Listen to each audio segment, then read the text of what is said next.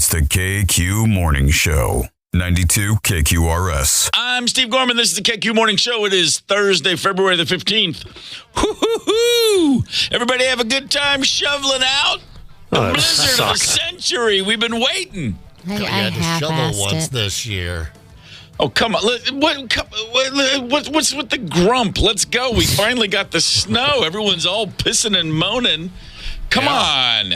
Not everybody. The World Cup coming this weekend will be a nice touch. Temps are going to stay kind of cool. Gets a little warm this weekend into the mid-30s, but... Are you going? To the Lopet? Yeah. Wouldn't miss it. I'll be there. Will you be there? Do you think they're going to have beer there?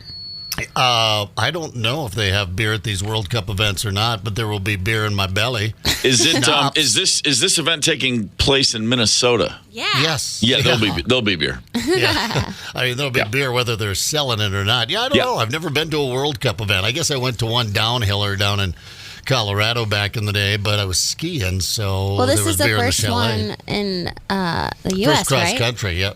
The first cross country World Cup in the U.S. They have downhill World Cup events and all that good jazz. Cool. That's exciting. I was worried about, I say this sincerely. I was like, man, this just looks terrible. All these folks coming over here for the first time for this, and it's just mud and leaves. Yeah. Come on. So thankfully we got a good. Victoria got 7 inches. I mean, look, roll your eyes all you like. I'm here to tell you, for most people, 7 inches is a downright. That's worth celebrating. Come on, Tony. At least you're excited about all the snow. Not a fan. Not a fan. I'm not a winter lover. Got a single car garage. Got a lot of work to do. A lot of scraping, a lot of shoveling, a lot of manual labor. Yeah. It is a pain in the ass early in the morning, isn't it? That's a country song. But it's single car garage and a snow shovel. It's pretty though. Yeah, you could totally make something out of that. That's a look. Yesterday at the airport, 6.9 inches, a Valentine's Day record. I'm excited. I'm still excited about snow records. Okay, sue me. I'm just saying. Right. I'm just Make saying. some calls. Well, here's one good thing about the snow for the metro area. Hopefully, it's going to slow down these high-end burglaries that are going on. Have you heard about this? Yeah, wow. This ain't the normal snatch and grab. There's a string of burglaries. Authorities are calling them brazen in some high-end neighborhoods on the west side of town, making out with some significant booty, if you will. I believe we have some audios up. A masked burglar making off with more than $1 million worth of jewelry. Security video from a home in the West Metro captures him running off with a loaded safe just minutes after breaking into the home. Police tell Fox 9 this is likely part of a sophisticated organized crime ring that scouts out high-end homes and then strikes with lightning-fast efficiency. The recent break-ins are targeting homeowners from Lake Elmo to Medina. This person is brazen. He's going into these things thinking nobody is home. Medina Police Chief Jason Nelson reports his department is now investigating 3 residential break-ins of large, expensive homes in the last few weeks, including 2 where the suspect got away with high-value items such as jewelry and cash. Has no concern about whether that home is alarmed or not. Because he's in and out so fast. And while no one has been hurt physically during the recent burglaries, the losses are devastating. It hurts. I feel violated. I feel like someone came into my personal space and took all my memories from me. That was the house in Medina. $1 million in jewelry and keepsakes and cash stolen. I mean, this safe is, like the size of a dorm fridge or something like that. It's got to be heavy as hell, but he lugs it out of there. You can watch the video. That was from Fox 9. I think most of the local news outlets have the video on. Dude goes into the house and within a matter of minutes is dropping this safe out of from a second floor balcony onto the backyard pool deck, runs down, scoops it up, runs off into the woods. So into a getaway car before the police arrived. The whole crime from break-in to getaway was less than 5 minutes. By the way, they don't care if there's an alarm or not. They got that figured out. what are the chances you're going to walk into a house that from the picture looks to be, I don't know, 8, 10, 9,000 square feet at least, and you're going to know right where the safe with $1 million worth of stuff is? Inside information is what comes to mind for me. Definitely. Yeah, there have been 3 recently, but they're talking about maybe as many as 10 houses that these people have hit in these suburbs. I mean, that's a lot of inside information. I can see you hitting 1, maybe 2, but I mean, who's going into these? I would think they could string that together if you've got a guy coming in, a little interior decorating. Yeah, we're going to redo your bathroom, and he's poking around and finding a safe. But, they're on it. But eventually they will get caught because you can't stop from something like this, right? Too much of a rush, too much booty involved. But, or what are the odds they go into one of these houses one of these times and somebody's standing there with a gun waiting for them. Or, hello, Doberman. Yeah, where's the dogs in this neighborhood, man? You got an 8,000 square foot house. It seems a crime not to have a large dog walking around just for a million reasons, much less. I mean, look, you try to get into the Gorman household, and there is a normally very loving lapdog named Chauncey waiting for you. But if you're outside the door, he's barking and growling and literally chewing on the inside window trims because he's so wound up. Now, quick tip. If you open the door and step in, he's like, oh, hey, you made it. How's it going? But before you open that door, that sucker is terrifying. Make no mistake about it. You might get slimed when you go in. You'll be slimed. Yeah, no, the snot coming out of him, especially for strangers, get serious. It's a problem. Twice, once in Maryland, once in Kentucky, Gorman family burgled when we were at the beach once in Maryland, and only my oldest brother stayed behind, but the crooks clearly had been observing because we're home all summer, and the one night we go away, except for one guy who slept through the whole thing, they come in and get stuff. And then similarly, when I was probably in 8th grade or 7th grade, my dad had back surgery. He was laid up in a hospital bed in the house for 2 months, and the first night we left the home in 2 months, we got robbed. Oh.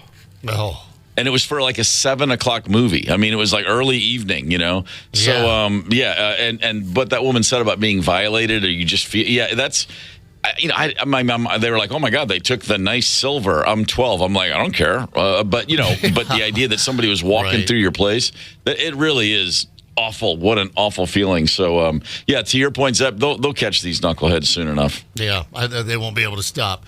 I see that the very last ship to go down in Lake Superior has been found, a 1940 shipwreck. Over 500 to 600 shipwrecks on Lake Superior, dozens of them still out there, and they found the last one. We'll get to that story here in less than 10 minutes. Hang tight.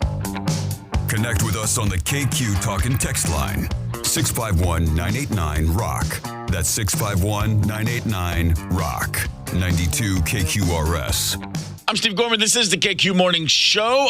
Today on the show, a little later, let's see, around 8 o'clock, 8 bells, as they might say on the Great Lakes on a ship.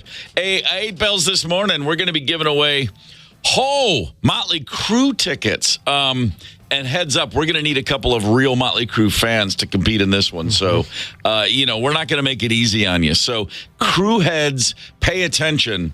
8 o'clock, we're gonna hook a couple of what do they call Crue fans? They're not Crue heads. What would you call a Motley Crue fan? Is there a term of endearment? The crew cuts? The crew cuts. Motley's. Crew cuts is good, especially if it's spelled C-U-T-Z. Crew cuts. With the umlaut over the U. So I was with my group of friends with the Crew Cuts, and we loved the Motley Crue. We came all the way down from Hamburg and saw them in Frankfurt and Berlin, the Crew Cuts. Don't know why I have to go right to that absurd accent of mine, but I just do. I think about umplauts, and what do you know?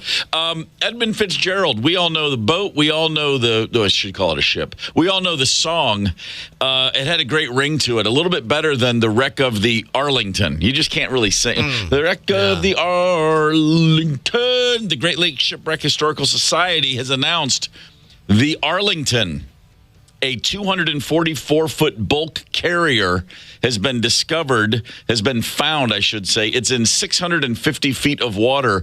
This bad boy sunk in 1940 and is just now, they've just now picked it up. It's a storm off of Michigan's Upper Peninsula, and some shipwreck researchers just now found it. Again, 650 feet deep.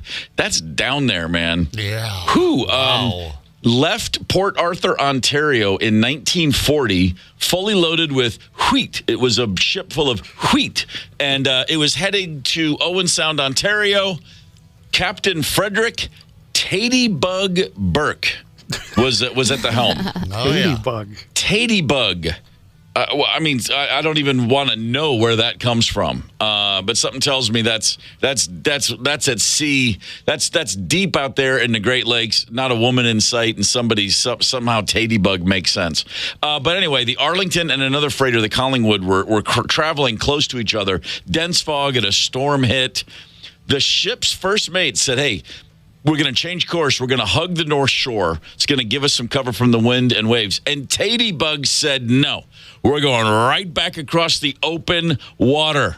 The ship began to sink. The engineer on the ship sounded the alarm. The crew all just began to abandon ship. Yeah. Made it over to the other ship, the Collingwood, except for Tatybug, who stayed aboard and went down with the ship. Yeah, terribly old-fashioned. Do they still do that? Because I know they said in the story that I read that he could have gotten off. He could have left the ship if he had wanted to. But, that old-fashioned thing, I'm going down with my ship. I've had a lot of motorcycles I've loved, a couple of boats I really dug, but never wanted to go down with them, if there was a chance to escape, Cap, get off there. Maybe he was unhappy at home. Maybe Tatybug wasn't. Maybe he's feeling a little depressed. I don't know. But I don't think they still have to do that, do they? I mean, no, you can now be rescued as a captain, and you won't be shunned at the local watering hole. No, ever since Clooney and Wahlberg went down on that one, I think the rules changed a good bit. To your point, Tatybug. I mean, what was going on with that Tatybug? I don't know. They got some. Yeah, my youngest daughter Sydney's boyfriend's dad is just retired actually this year as a captain for 40-some years on Lake Superior. Wow. Yeah, exactly. I love to hear some of the stories, and he's Prancer. Tatybug, that's his nickname. I guess as a captain, you get a nickname, and his Prancer, and then Tatybug, and I'm like you wondering if there's an in the Navy kind of thing going on up there. I don't want to make any wild accusations, but Tatybug and Prancer are the two. I'm Captain Prancer. Wow. That's just hard living, man. Name. Yeah, his last name's Centella. So I'm not sure how they came up with Prancer. Apparently, who knows? Maybe he prances around the bow or something. You could do a lot better with Centella as a word to work from in as far as nicknames go. Yeah, I mean, there's a lot to be said there. I mean, my two brothers and I that went to high school in Kentucky, we were the de facto official nickname purveyors of our entire school. Yeah. And it's just and you can't overthink these things. You just got to go with it, and something comes out, and boom. My dear friend Grant, still great friends. His nickname is Rails, and here's why. Because Grant sounds like grunt, and in the handicap bathroom, those rails on the side, we called them grunt rails because you get a good handful, and when you got to force one out, and so Grant to grunt, and then so his nickname is, of course, to this day, Rails. See, you just can't overthink these things. You're like Bluto in Animal House. Yeah, you just hand them out. Yeah, that's exactly right. By the way, not only as a way too over invested fan of Animal House, not only had seen the movie a bunch, but at one point picked up a copy of the original script, and the line where he says, "Your Delta Tau cow name is Pinto," and Pinto goes, "Pinto? Why Pinto?" And he burps and says, "Why not?" In the original script, there's a whole thing about that Larry says they call him Pinto because they all found out that he has a spotted dong, as they call it. And he said, and in the story he says, I got tar, some hot tar hit me as a kid. It's been stained, and so his literal front office has stains on it that looks like a Pinto horse, and so that's where the Pinto name come from. That would have been a much better line. I know. I don't know why they cut that out. I guess the burp and why not was just quicker and more to the point. Belushi was pretty out of his mind, I understand, during the filming of that movie. I would imagine so. I think, and by the way, that's just method acting. That's no different than Hoffman or any of the greats. Hoffman and what are you gonna do? Yeah. Right. Ooh, man. All right. I'm just last thing on Tadybug though. Back to the nickname. This all started because these guys found this ship, and this is just my naivete about how certain things work. But it's hard for me to believe a ship went down that big in 1940 and they just now found it. I mean, I just assumed they would have had that stuff mapped out. I mean, we know. What the location, the pinpoint location of millions of stars in the galaxy. You can bring a guy out and he can hold his app up to the sky and say, that's Alpha Centauri, and there's Cassiopeia from the Greek tragedy and it's like a billion stars, and they know exactly what they are. How are there still ships in Lake Superior that we haven't found? That's mind blowing to me. I guess 650 feet down there, and maybe who knows that maybe they're not doing maybe they weren't doing a lot of looking for it. I don't know. I know this is a society, right? It's not a state sanctioned thing that's paid for, and there's that whole that's the grave down there and leave it be kind of thing. But yeah, I know there's a society, and they'll go out and they'll dive on some of these wrecks up in Duluth and the whole thing. But yeah, you're right. It's the mystery of Gitchagumi, the big lake. Yeah. Sure. All right. The mystery of Mike Evans and the Hollywood Report. What's going down in old Hollyweird these days? We're about to find out. Hang tight. Connect with us on the KQ Talk and Text line. 651-989-ROCK. That's 651-989-ROCK. 92 KQRS. I'm Steve Gorman. This is the KQ Morning Show. It is Thursday, February the 15th. This is a perfect time of day to head west for the Mike Evans Hollywood Report. Or not. I mean, it's just an idea that I had. Oh, I thought we were meditating. Should we be together forever? Cue the psycho theme. Mikey boy, what happened? Sometimes you know what you do? You feel pretty good. You get the glove on. You Velcro that bad boy in place. You set the ball on the tee. And what I do is I take my head. I look left and I look right and I look up and down. I get my neck, and there's always at least one little when I twist my head around, and then I wind the shoulders up, and I take a stance at that ball, and I lock in. And I swing, and literally nothing happens. And then I say, that was a practice swing. But, I've whiffed on the tee box in front of strangers before. Oh, yeah. I've done it, in the last calendar year. I did a big one last year. In fact, I came out and did the Happy Gilmore. Sure. Down the last hole, and I run out and connected down the middle of the fairway. I don't know, 220 or something like that. Just smoked it. Yeah. And on the next one, I decided to get serious. Did the hip waggle, pulled the club back a couple of times, real focused. You always look down the fairway exactly where you want to put a little fade, I thought. Yeah. Whiff. Club didn't come out of my hands, though. The first time I officially tried a 100% commitment Happy Gilmore drive, I hit that ball, I kid you not, over 300 yards, dead on. Yeah. And I mean, on a short par 4, it rolled up to the lip of the green, and that was in the late 90s, and I have never since, in probably a solid dozen more attempts with full commitment, ever come close to matching it. I mean, in fact, I barely hit the straight isn't even an option. Does it go far? Yes, but far way off course. Yeah. And I mean, I should have hit it and quit it, because it was astounding. I was with 3 friends, and we all were like, oh my God. And I thought for a minute, I literally thought that's the secret. That actually works. It doesn't. Yeah, no, someone recorded it. In fact, one of the big deck guys here, Mike, I was out with the big deck guys, and he actually recorded it, and there was a big, oh, my God, look what just happened. And then he followed me up the fairway for my second shot, the old approach. And, I chucked it right into the pond there. I'm like, shut that damn phone off, man. But no, I'm one and done with my Happy Gilmore last year. How's Mike doing? Have we got Mike set up Mike or no? this morning? Yeah, we got him. Oh, let's go. Hey, good morning, Steve and Candace and Zepp and Tony and all of Minneapolis, St. Paul.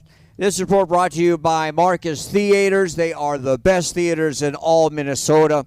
Don't forget, every Tuesday, $6 to get you in to see any movie. Only at Marcus Theaters, they are the best. Well, guys, I was going to do my whole report on this shooting at the Kansas City Chief Victory Parade, but I've decided to just drop one inside sidebar. I was able to ferret out late yesterday. NFL Commissioner Roger Goodell apparently was in contact with most of the NFL owners as the story played out on television of the shooting. And you can make bet there will be no more NFL victory parades. Now, the shooting may have had nothing to do with football. Could have been gang on gang or something unrelated. I have actually been to 3, maybe 4 of these victory parades over the last 20, 25 years. And while at these parades, crammed in with all these folks, I thought to myself, gee, a couple 100,000 people crammed together, open space downtown, the rooftops. I thought to myself, boy, you have to worry that someday some nut or nuts is going to do something horrible. Well, yesterday was the day. Take it to the bank. There's not going to be any more Super Bowl victory parades. And by the way, I know somebody that was on the stage in Kansas City yesterday before the shooting. And here's some scoop. Travis Kelce made a complete fool of himself while on the main stage in front of thousands watching, including a lot of kids. Kelce wrestled the microphone from his teammates. He was falling down drunk, obnoxious, cussing, screaming, yelling. Just a shameful, embarrassing performance. I mean, it was bad. Prediction. Taylor Swift dumps him like a bad habit. I don't care how good a football player he is. Well, that's enough for me today. But on a happier note, we've got some movie reviews tomorrow and some surprises. Have a great day, guys. Mike Evans, see you. What happened in Hollywood? What's going on in Hollywood? What's more horrifying, a drunk guy celebrating or a bunch of people getting shot? I'm confused. Well, I don't know. We could put it up on our Facebook page. I don't know. You tell me. Man. I want everybody a part of this thing. If you know this song, sing along. Sounds like he's from Wisconsin. Blame it all on my roots. I showed up in booze and ruined the Niners affair. Come on, if you know the words. If you picture Will Ferrell's face, this is just high comedy. We were the last one they thought they'd Oh, man. God, he can carry it too. Yeah, Broadway's calling. Man. He sings like I do. Songbird. I can't. Pat, take that glass of champagne, I promise you. I'll tell you one thing I know about NFL players. Every morning when those guys wake up and just sit up in bed, they're in more pain than I've ever experienced in my life. Yeah. Every day for the rest of that guy's life, he just deals with a level of physical discomfort that is unimaginable. So if he wants to get that drunk in public, I say you go for it, brother. He's waking up next to Taylor Swift. That's got to help. But, yeah, that's I dig that about, the Kelce's. They've got a long tradition of getting smashed at the podium. Oh, yeah. And I know the kids, and I don't want to get into that whole debate. You know what? The kids, they saw Dad that drunk while he was watching the Super Bowl. And do you know what he was singing there, by the way? Anybody know? Name that tune? It's Save a Horse, Ride a Cowboy. Well, close. Oh, crap. Friends in Low Places. Oh. Yeah. And one time he did kind of lose the lyrics there a little bit. Patrick Mahomes jumped in to, get it back on track lyrically. But, of all the things to be outraged yesterday in Kansas City, I'm not sure that I would have picked on Travis Kelce. It's a champagne buzz. Let's look back. How about a quick history lesson? On this day in 2006, before social media, when you could still have a viral moment that it was like, no, really, did you hear about this thing? You got to find it. And then it would take like 5 minutes to get online and go find it. But this was a viral moment. You may remember this from Rochester, New York. A high school kid named Jason McElwain, 17 years old, in the final high school basketball game for his team's year, he was put in the game for the first time. He has autism. He does not communicate too normally, if you will. He's got some issues. Coach put him in, and the kid, in a matter of 4 or 5 minutes, hit 6 3-pointers on a 7-in-a-row shot bender with 20 points. He was lifted off the court, carried around like a conquering hero, ended up at the White House meeting George W. Bush. Several movie executives were in town trying to figure out what to do. And it was a really great moment. I mean, he was on all the morning shows. It was one of those just like, again, before you could just find it right away, it was worth the search. And I just like mentioning it. Jason McElwain, I hope you're well out there, brother. It's the KQ Morning Show, 92 KQRS. Zep, Tony, Candace, and Steve Gorman are the KQ Morning Show, 92 KQRS. I'm Steve Gorman. This is the KQ Morning Show. In less than an hour from now, we're going to give away some Motley Crue tickets. You best be a real Motley Crue fan if you want to play today's game, or you're gonna look like a fool because we need real members of the Crew Cuts to come on the show, and it's gonna be a test of Crew knowledge, is what I'm getting at. So no ne'er-do-wells, no Johnny-come-latelys. Crew heads all over the metro area. Be aware, we need you. It's Crew focused. I mean, it's focused on their music. I mean, you don't have to know that stuff that was in Dirt, do you? No. This is all about the music, baby. All right. All about the music. The Attorney General of the state of Minnesota, Keith Ellison, has been giving given the first of several messages warning people about scams. And right here on the heels of Valentine's Day, romance scams are still very, very, very much a thing that a lot of otherwise, level-headed people fall for. A lot of lonely hearts can find themselves gullible hearts. And this is a very common one right here. This is an actual scam. They're not using the real victims' names. But a lot of Minnesotans have fallen prey to scammers where romance is concerned, using the fake name Maria, signed up for an online dating app, matched with a dude who claimed to be an American who was overseas on business in Australia. They hit it off. They began planning a road trip for the summer. This was last year when the guy, I'm using quotes, Andrew, said he was going to be back in the States. The dude, claiming to be an American abroad, sent Maria a check for $5,000. He said, put this in your bank. This will cover the cost of our trip.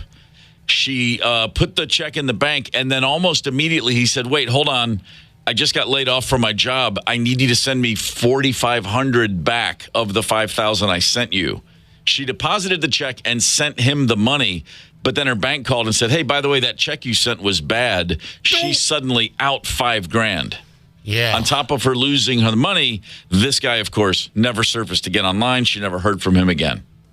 You know, I've been with women for years that wouldn't, bum me $20 for my copay at the Red Door Clinic. But see, that's because they'd actually met you in person. Yeah, see, right.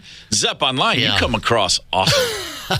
You're right. I'm a much better online than I am in person. There's no doubt about that. But, there's no sucker quite like the Lonely Hearts Club. This story, not that long ago, was on Good Morning America just a few weeks ago. The woman that you're about to meet is a widow who was looking for companionship, but instead she got her heart and her wallet ripped open. She says she was tricked into giving more than $70,000, her life savings, by the way, to a man she met online.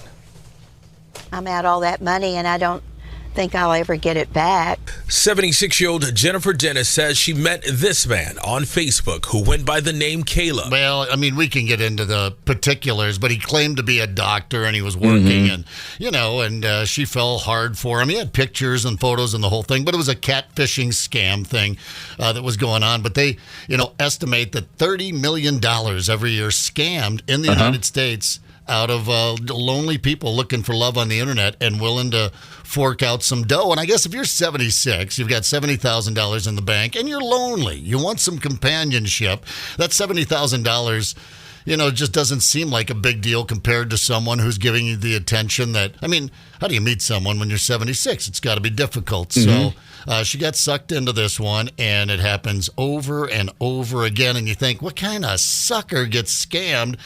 I just got scammed on a pair of skis. I said recently I bought a pair of skis. That was after I tried to buy a really great deal on a brand new rocking pair of skis. It was like a third of the price. Too good to be true. I said it out loud to Maria. I'm like, this is too good to be true. I'm going to jump on this sucker right now before someone else grabs them. It was too good to be true. It was a total scam. And if I had done a simple Google of the company or the website that it was on, because it looked like a very legit website, and if I had done a quick search, I would have seen all sorts of scam alerts, but I was too quick to jump on what I just thought was an amazing deal. And luckily, I used a credit card that had my back, and they called them right away. And so I wasn't out a lot of dough, certainly not thousands, just a few hundred, but I ended up getting that back. But yeah, it's easy to fall for. I think the definition of a successful scam is one that the person who got scammed doesn't even know happened. And so with that in mind, I don't know if I've ever been scammed. I've never been scammed that I know about. I did have my identity stolen. Someone got my social, and someone got my home address, and someone got enough information to open dozens of accounts in my name. In a like almost overnight, I started getting letters. They were actually using my actual home address, so I started getting these letters saying, "Thanks for opening up your account with Sunglass Hut." I'm like, what? and then that was one example, but literally dozens of accounts were opened, and as soon as I figured out what was going on, put a block on my credit, did the whole thing, but ended up there was probably $10,000 that was unaccounted for. And you have to go to the FTC, and I didn't have to pay for any of it, but it took years to get my credit back to a healthy place because it really dinged it. All of these accounts, all the credit checks, all this stuff. This is years ago before I was I wasn't quite internet savvy enough to realize. But that's as close as I've come to like a scam. Although Rosemary and I were at a grocery store last year, and a young girl said, "Hey, if I give you cash, will you write a check for my groceries?" Oh, boy. And I went, okay, I don't have time to do the math to try to figure out how this is a scam, but no. I was like, if you got cash, use the cash. And I was like, I almost wanted to kind of play along just to see if I could figure out where that was going. Like, if you have the cash in hand, why do you need me to write a check? Just pay in cash. And I knew there was some twist there, but I just gave her the look and was like, no, get away from me. She was tweaking on top of it. That helped. But the truth is, if somebody comes up to me and they're in a nice business suit, I might have been like, well, hang on, let me see if I can help, because I like to be a helpful guy. Yeah. But I still could never figure out how that was going to help her. Unless it was going to be I pay for the check and then she just takes the cash from my hand again and runs out. But that's a pretty basic one. The scam that happens an awful lot, a lot of people like at Walmarts and Targets, they appeal to our paternal and maternal sensibilities. It's a very common scam these days. A woman will have a baby and she'll say, I can't afford baby food and diapers. Could you help me? And then people will say, sure, let me help you with that. They'll buy a bag of diapers. The woman's holding the diapers. You pay for it. She walks out of the store. You get in your car and leave. She walks right back in the store and turns the diapers right around for cash, a return. Yep. Here's a Walmart manager catching a lady doing this. Someone recording nearby on their phone. You might have to lean in on the audio. Turn around and you return it. You're ripping my customer off. You need to escort them out. Don't ever buy groceries for anybody. Yeah, that manager has them escorted out because they've seen this person. And by the way, you think, all right, once you do the baby formula thing, you go to a different Walmart. No, this person was a repeat offender. Mm-hmm. They kept coming in, and someone noticed at the return counter that, hey, they keep bringing in baby formula, one baby formula, canister or whatever after another. So they're able to bust that person. And if actually there wasn't anything illegal that they could get them on, they just kicked them out of the store and said, quit scamming our customers and quit coming back. But yeah, if you've got the long face and you're in the parking lot, maybe you even have a baby and you're like, I need baby formula. I mean, who amongst us wouldn't think about shelling out a couple of bucks for the baby formula? What's more than a couple of bucks? And that's why they go for the baby formula, because it's so damn expensive. Yeah, the other one that's a big. This is a long-standing one, but it's every year I read about it. The grandparent scam. Somebody calls and claims to be the grandchild. I mean, a lot of grandmothers and grandfathers, they don't talk to their grandchildren on the phone so often. Pretty easy to impersonate. Like I'm just thinking about my mom. She's got 18 grandchildren. She's got a bunch of great grandchildren. I don't know that she would. I think she kind of knows everyone's voice. But you just think about people who, if you're not seeing your grandkids every day, and if your grandparent's not the kind of person who's FaceTiming a lot, that's a pretty easy one to pull off, and that's a real common one. And the grandparents, they're still on that Western Union tip. They'll be like, "Yep, I'll get it right out to you. Yeah. Let me just head on over there." Right. And then the key, the one that kills me, is they'll say, don't keep it a secret. I don't want my mom and dad to know I came to you for money. And what grandparent isn't going to be like, you and me, we're a little team. I gotcha. Yeah. Oh, that's rough. Here's Tony on the KQ Facebook post. We're talking about, have you ever been scammed? My 94-year-old grandma called me one day and said, I just want to make sure you're okay from the accident. I had no idea what she was talking about and came to find out scammers called her and just said, hi, Grandma. Whatever name she responded with was what they went with. And when she said Tony, now it was Tony in the accident. They handed the phone to the police officer, said, yeah, we have Tony here. Tony Lee, he's in big trouble. He was out streaking again. And this time the bail's been set pretty high because it is his 12th offense. Yeah, where would I put the cash, too? Right. No, but back to Tony's story, yeah, $1,000 and an Apple gift card. And you think to yourself, well, cops are not going to want an Apple gift card, but this is a 94-year-old grandma that, by the way, now you've just upset. She's not thinking clearly because she thinks old Tony's in jail again. No, not this Tony. But yeah, it's, you get confused. We had a caller one day, AI technology now. Yeah. If they find a video, you get your video on Instagram, some video on TikTok or something like that, they can take a sample of your voice and make it sound good enough on a telephone connection. This was his dad. A dad talking to his son, and he heard his son in the background, and the police officer saying, yeah, we need $10,000 in cash right now. And the only thing that stopped him, again, a local Minnesota guy, if you're out there, 651-989-ROCK, and set me straight on the story. But he goes to the bank and getting $10,000, sorting it out at home when his son comes out of the basement. Yeah. Says, Dad, what you up to? I mean, that was a dad and his son, someone our age. I remember that. And correct me if I'm wrong, the guy was an attorney, and he said, when you hear a voice that is absolutely your kid's voice saying, I'm in trouble, you go to a different part of your brain. Mm-hmm. Right. I had never, if I remember correctly, we had a story that we were talking about, and I had at least never heard of this being a possibility. And it was incredible because as we're telling the story, something I'm just hearing about for the first time, that guy called in with his story. I was shortly after that, I went back down to Nashville for a weekend, and I bumped into a buddy, and I just mentioned it, and he said, "Oh, that happened to us last year." And his kid, same thing. My buddy Will got a call, as did his ex-wife, who was out of the country, and she's far away, and it just triggered her even more. Like, oh my God, I can't help. And so they're all in this. They're all calling. They're calling each other back and forth.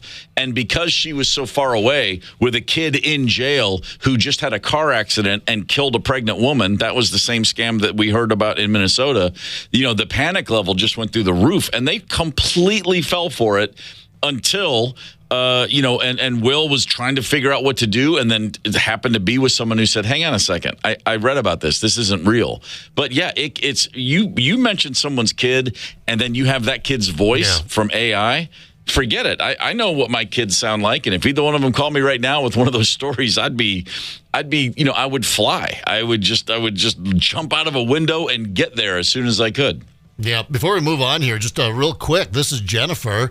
This happened in April of 2023. Scammers using AI cloning program to convince her that her daughter has been kidnapped. I pick up the phone and I hear my daughter's voice and it says, "Mom, I messed up," and she's sobbing and crying. And then I hear a man's voice say, "Put your head back, lie down." And this man gets on the phone and he's like, "I've got your daughter. This is how it's going to go down. You call the police, you call anybody. I'm going to pop her stomach so full of drugs, I'm going to have my way with her and I'll drop her off in Mexico." In the background, she's going, "Help me, Mom." I never doubted for 1 second it was her. Ooh, goosebumps on that one. Well, that's... You know, that's why we keep the tracking apps on the phones. Yeah, no kidding. I know my daughters have a thing with their mom. They're like, "Mom, I'm not turning on my tracking app. I'm an adult." But, well, you hear a story like that. All right, scammers suck. Have you ever been scammed? The KQ Morning Show would like to hear about it. 651-989-ROCK. Connect with us on the KQ Talk and Text line. 651-989-ROCK. That's 651-989-ROCK. 92 KQRS. I'm Steve Gorman. This is the KQ Morning Show. Am I the only one who, as the Joker by Steve Miller is fading out, and then that audio bump right there, the drums kick in, I go, what the hell is that? Oh yeah. I'm just so used to hearing a song, it's fading, I'm waiting for something, and then something else comes on, and it still throws me, because sometimes I forget I'm doing radio. I'm just listening to music. That's how it works. What are you going to do? You catch yourself singing along on the air sometime. Oh, it's happened. Oh, believe me, it's happened. I'm thankfully a little just far enough off mic where no one's realizing I'm sitting there like I'm in my stinking basement and it's 1978 and I'm holding a tennis racket like it's a stinking SG. Yeah, right. Ridiculous. We're talking scams on the morning show today, but before that, another reminder, we are shortly... We're going to be offering you a chance to play in a game this morning to give away. We're going to be giving away Motley Crue tickets, but we need Motley Crue fans today. No peripheral. Yeah, they're okay. I mean, if you dig the Crue, stay tuned. We'll tell you when you have a chance to try to win some tickets. Crew heads unite. Power team, fist pump, or whatever. I don't know. Is there a Marvel movie about Motley Crue yet? I mean... Should be something. Someone's working on it somewhere, I'm sure. You know, if you want to get yourself fired up, if you want to see if you've got what it takes for the Motley Crue game show here at 8:00, I like the story that you told, Steve. You want to wipe your rear end, take the toilet paper, slap it on the wall, as Tommy Lee would do before a show. Yeah. And if it sticks, it's going to be a good show. Did I get that right? That's pretty much it. Yes. Right. As much as I regret having mentioned that because I never thought you'd mention it again. Yeah, that's exactly how that went. I think about it often. It's... You know, in radio, they say forward momentum, don't look back. But I'm just going to take a quick note in case anyone's wondering. When I mentioned, when I said, is there a Motley Crue Marvel movie, you may have heard Candace go, that dismissive fake laugh. And I know why she did it. Because what went through her mind was, if there's a Marvel movie about a band, it's going to be Black Sabbath, you idiot. Yeah, duh. Don't be stupid. I would be about Kiss, although Kiss really did their Phantom at the Park. Phantom at the Park. I remember that being so stoked when I was a kid, and then I went to school the next day, and the teacher, whatever it was, my 7th grade teacher, poo-pooed it because that's all we were talking about. I thought it was brilliant. I did rewatch it on YouTube about 30 years later. Yeah, about 15 years ago. Yeah, it was tough. It was tough. Just to let you know how troubled my life is, I know for a fact that movie starred Kiss and a guy named Terry Lester, who went on to play Jack Abbott on The Young and the Restless. Why does that? Why do I know that? It's a sad state of affairs. Yeah, I'm sorry for you. We were discussing scams. Candace, we had a caller. Do we still have a caller? Yes, he's been holding very patiently. Dan from Roseville. Dan, thank you for your patience, sir. What have you got for us this morning? Hey, I love the Joker. It's one of my favorite songs. It's my MO, brother. Nice. I like that about you. Well, anyways, 10 years ago, my son died. Sorry to hear that. He died of a fentanyl overdose, one of those first victims of that stuff. Ugh. So anyways, then about 5 years later, my wife and I wanted to sell our car. So we advertise it on Facebook. We get a hit on it right away. The guy that wants to buy the car went to school with my son. Mm-hmm. So it was like totally organic. Yeah, bro, you get the car. It's yours. He undercut us on the price, but hey, you went to school with my boy, we'll cut you a deal. So then we started looking for a car on Facebook, and I'm kind of looking for $1,000 car. Of going around and kind of looking at stuff, and then all of a sudden there was a thing on my Facebook for $1,000 car, and it was right in our wheelhouse. And so I'm going to just kind of preface this a little bit with, I did everything wrong that you can do wrong when you're going to go online and buy something because of our ignorance, Yeah. So anyways, we got this car, we're selling it, runs great. They have a picture of it, a really nice house in the background and all that stuff. And so they said, we're selling, the car runs great, we're selling it because our son died 3 months ago, which would have been in February. My son's anniversary was actually February 10th, just the other day. Okay. And so they say, our son just died. He was 23 years old, blah, blah, blah. And I'm like, holy shit. Oops, sorry. I'm like, holy cow, this is so organic. I mean, look we sell a car to my son's friend. Somebody's in the same shape we are in with grief and all that stuff.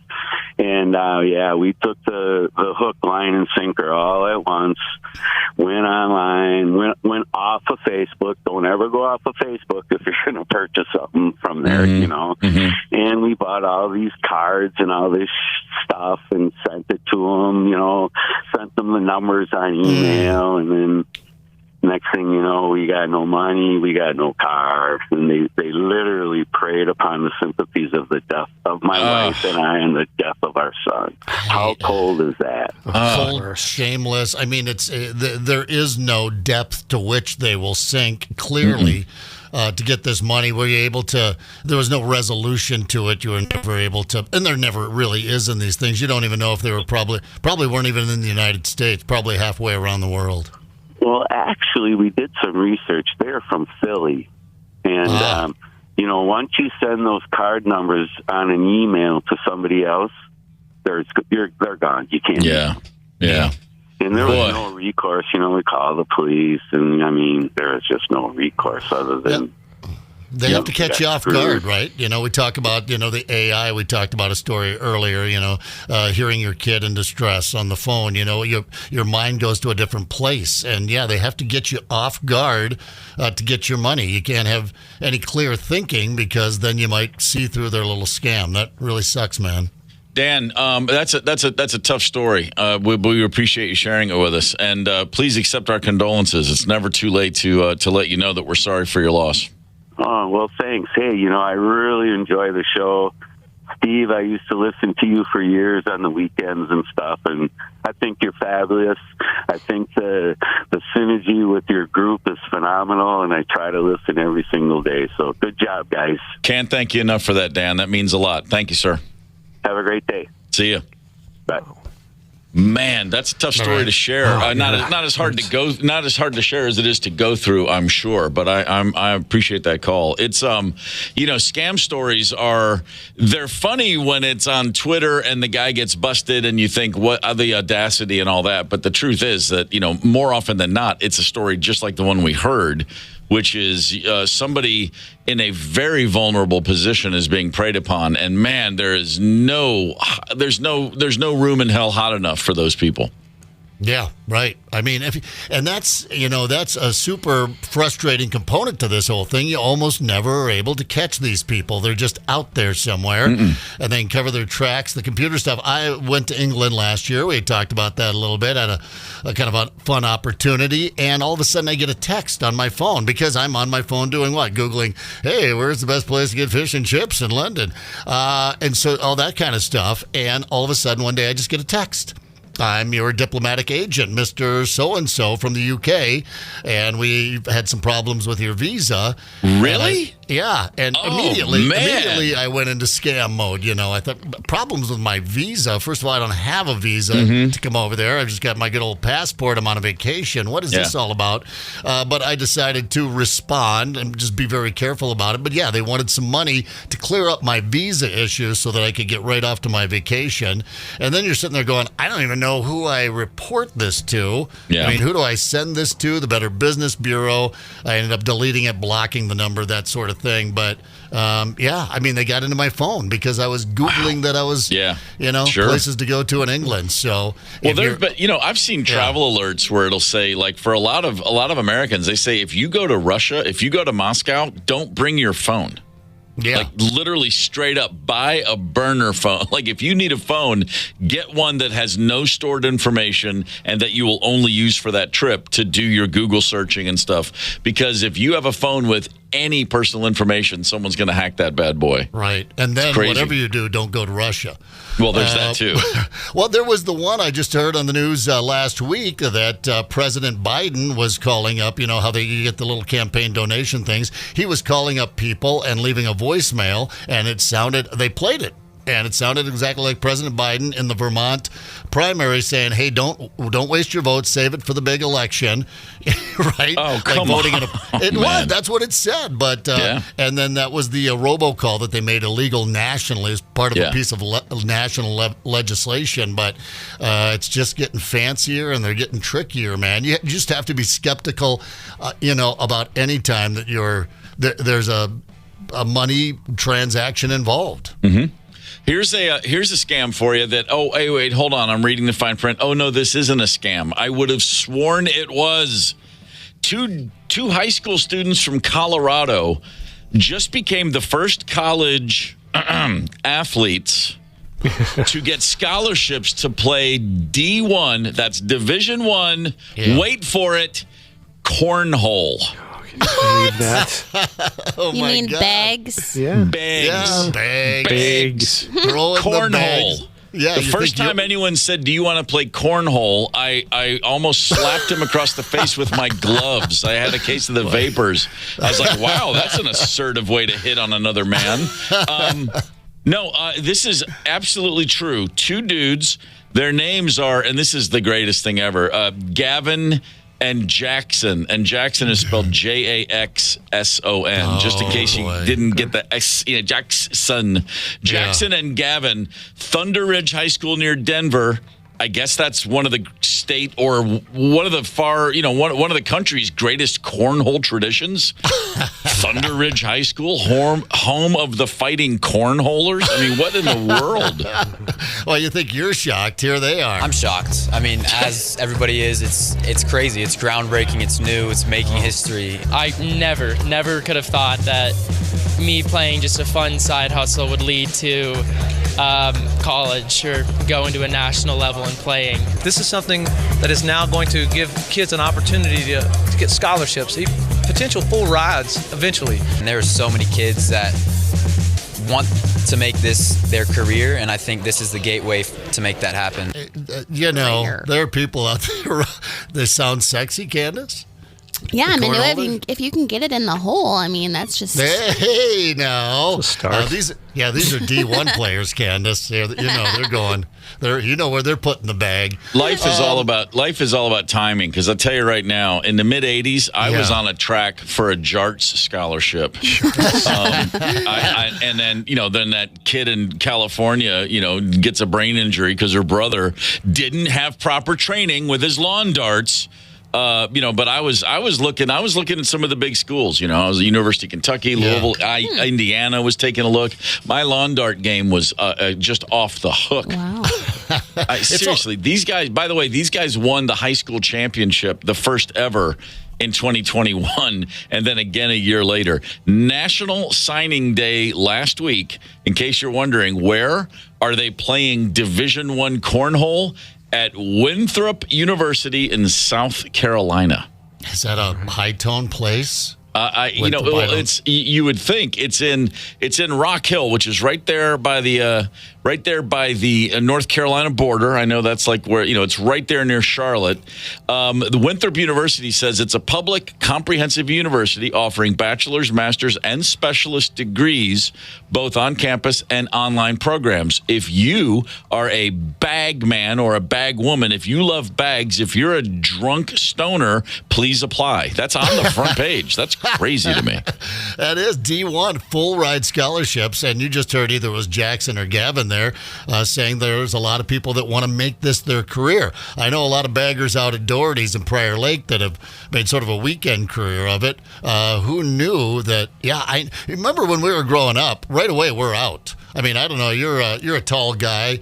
Steve, maybe you thought there for a period that there might be a shot at the, basketball career for you. But most of us, by the time we hit junior high, we realized, and if we didn't realize it, there were plenty of people in our lives to tell us, you're not going to be a professional safety in the NFL, Zep. It's just not ever going to happen. We were just out of it. There was no full ride. There was no career sports. But now, esports, they're talking about entering that into the Olympics.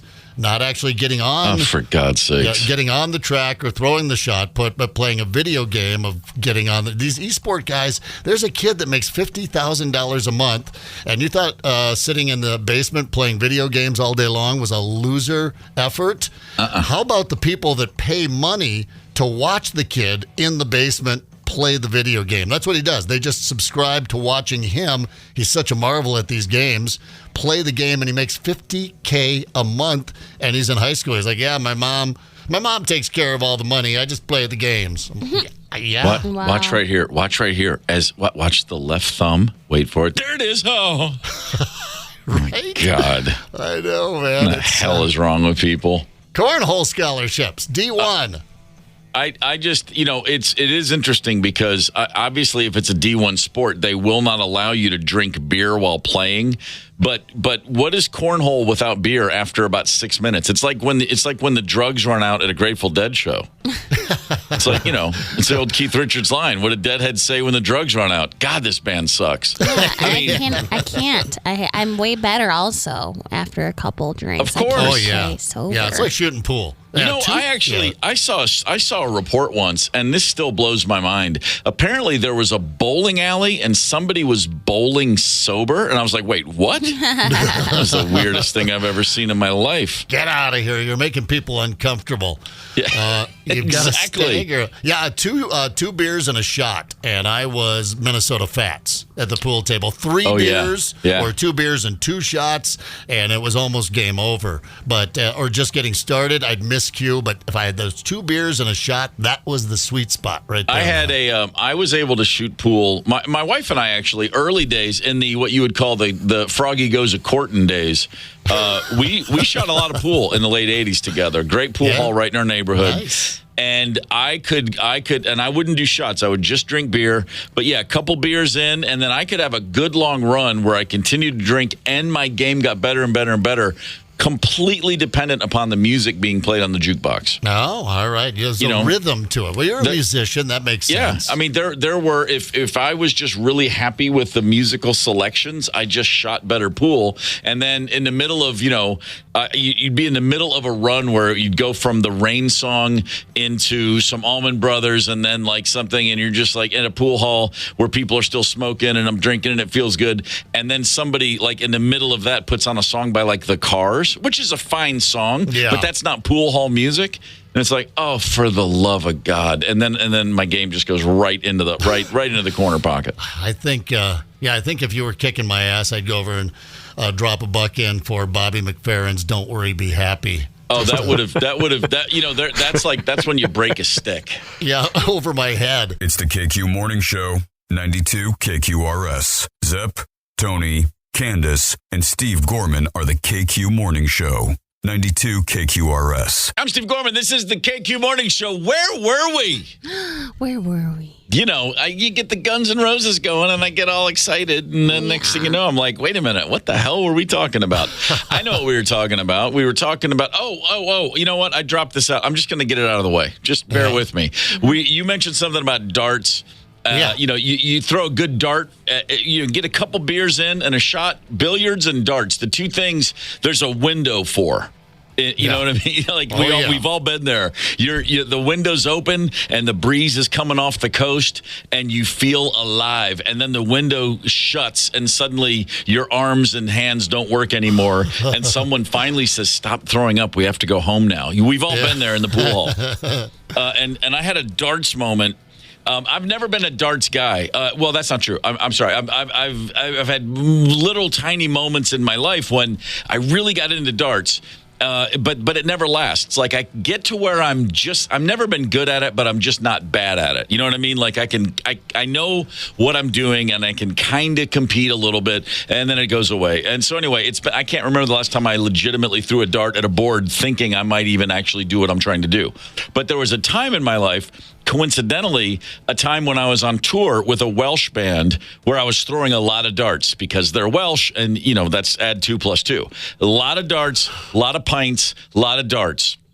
A lot of pints, a lot of darts. And so the band's called Stereophonics, and I did a year or so, 03 and 04, on the road with them. We were in London in December of 2003, and we played 2 nights at Earl's Court, which is a ginormous arena. This band, Stereophonics, is humongous in the UK. And on the second night that we played Earl's Court, I mean, it's like 22,000 people. Jimmy Page came down to the show, and he and I had toured together already, and I went back a ways with him. So Jimmy came down just to see the show. He didn't sit in with us or play or anything. And then Ronnie Wood, Rolling Stones Ron Wood, came down as well. And Woody did get up on stage and he played with us because the Stereophonics had a big hit with Handbags and Glad Rags, the old Rod Stewart song.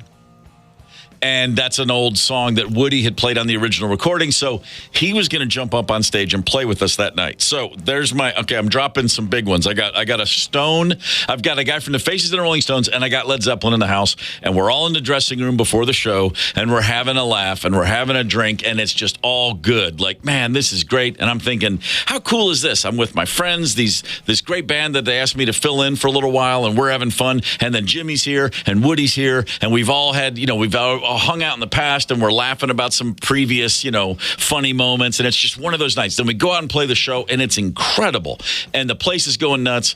And I see Jimmy up in his box and he's like, at one point he's playing air guitar and doing like Pete Townsend windmills. And I'm like, man, Jimmy Page is doing windmills up there. Like I used to do as a kid. And this is great. Isn't life great? This is what it's all about. Walk off stage at the end of the show. Jimmy, it's great. Good to see you. Take care. Bye. He leaves. Woody is just getting started. He's there for the party. We're in the dressing room. We're all throwing back all manner of beverages. And then Woody says, didn't see the dartboard. Walks over, and he looks at me and says, you want to have a go? And, of course, the answer is yes. Well, he's hammered. And he's so hammered. And Ron Wood is like a great He's a pubsman. I mean, he's like, that guy can play snooker and throw a dart like no one's business. But he is so hammered, he can barely hit the board. And I just run him off. We do a 501 countdown. Bam, I kill him actually. And he's drunk enough that he can't throw a dart, but nowhere near drunk enough to not know what's going on. And he's getting angrier and angrier, and I'm laughing at him. And I'm like, you're from Richmond. You grew up in a pub. I'm from Kentucky, dude, and I just kicked your ass. And everyone's laughing. I mean, it's just like everyone is aware of the fact. And he's so embarrassed. He can't live it down. I can't believe it. The night ends, and everybody's toasting me and making fun of him. And it was just one of those things that happens. You can never plan for it, and it's great. So fast forward a few months later, Stereophonics plays a benefit gig at the Royal Albert Hall. The Who puts on a series of shows every year raising money for the Teenage Cancer Trust. And so we were on it that year. We're going to play Handbags and Glad Rags. And Woody comes down to sit in with the band again. And he walks into the dressing room before the show, stone cold sober. It's 4 months later. And I'm just across the room. I'm standing there. I'm just, 20 minutes before the gig. And I hear this, let's go now. And I look at, he's pointing at me and he goes, let's have it. And everyone goes, whoa, the rematch. And I go, no, man, I'm about to play. And he goes, we're going right now. And there's of course there's a dartboard, and he walks over and hands me the darts. And I'm like, I'm not playing you. I retired undefeated. I'm sorry. And he was getting angrier and angrier. He goes, we're playing a game. And so I finally had to give in because of the pressure from the room.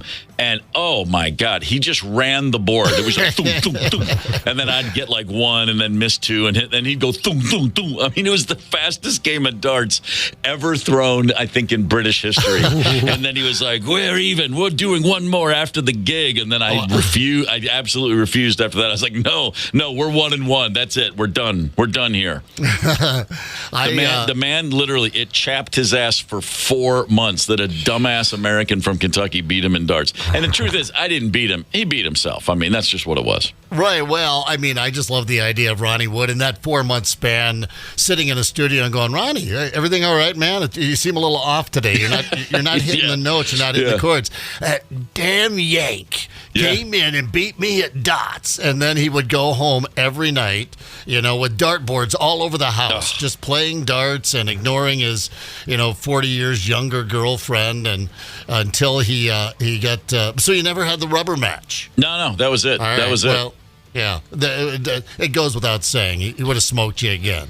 I saw him. Then I saw him one more time in 2015.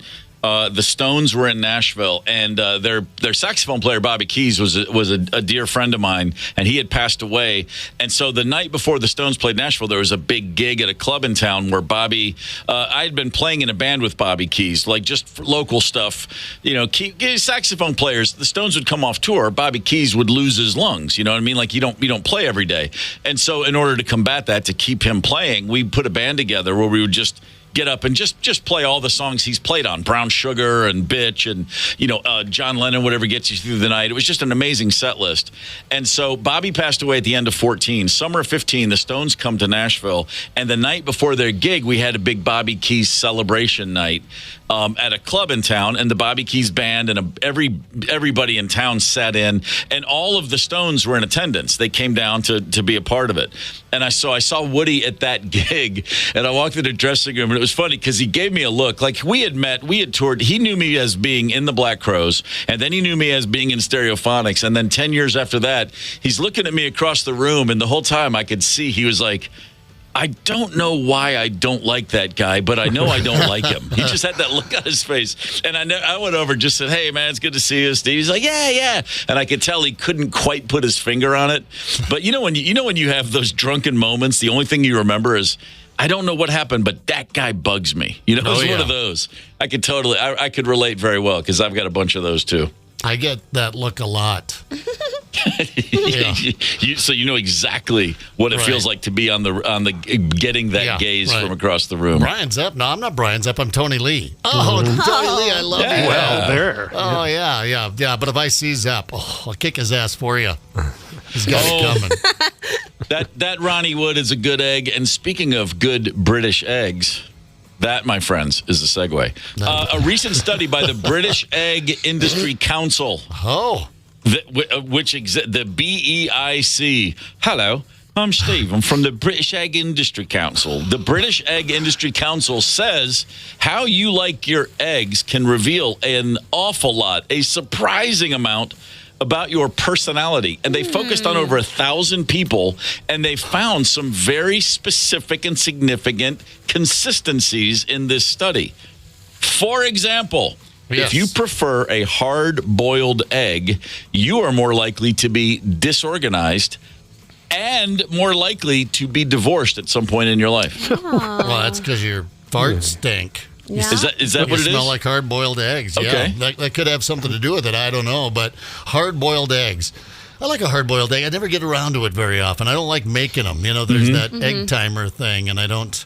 You either got to stand there and watch it, or you walk away and you come back and it's all split open. It's mushroomed out, or no good. There's the divorced segment. I make them on occasion, and I always Google perfect hard-boiled eggs because I can't keep it straight. Do you boil them? Do you put them in boiling water, or do you boil the water when they're already in there? Do you cover them with water? It's all that thing.